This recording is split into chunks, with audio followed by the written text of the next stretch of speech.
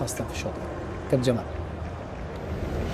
كل التحية لكم وللسادة المشاهدين. مباراة نصف النهائي الثاني التي جمعت فرنسا مع المغرب وأدارها الحكم المكسيكي سيزار راموس. المباراة الرابعة لهذا الحكم. هناك حالتان في منتهى الأهمية لهما تأثير كبير جدا في نتيجة المباراة، حالتي حدثتا في الشوط الأول.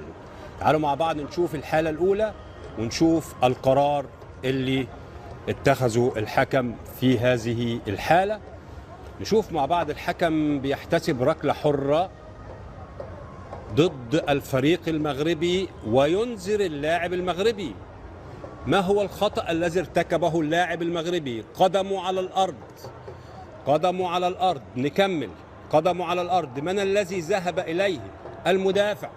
المدافع هو الذي ذهب إليه، المدافع هو الذي ارتكب المخالفة.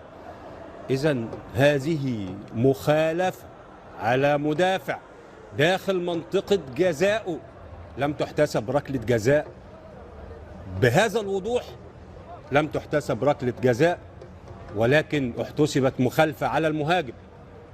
ارتكب المخالفة بساقه، بالجزء الأعلى من الساق. من الذي ارتكب المخالفة بوضوح؟ ركلة جزاء لم تحتسب للمغرب. طيب، حالة تانية في نفس الشوط وفي نهاية الشوط الأول، وهنشوف مع بعض أيضا مخالفة.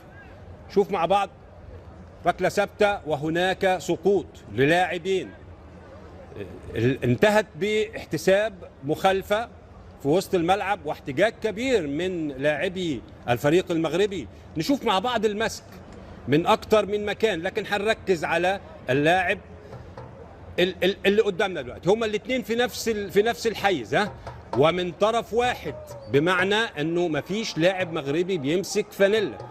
الفانيلا ممسوكه من المدافعين، مدافعي المنتخب الفرنسي. نشوف مع بعض اللاعب رقم 15 من المغرب ممسوك بهذا الشكل واستمر المسك. خلينا نكمل بقى اللقطه، نكمل اللقطه. استمر المسك واستمر تكتيف اللاعب حتى سقط على الارض. وشفنا في مباريات كثيره في البطوله ركلات جزاء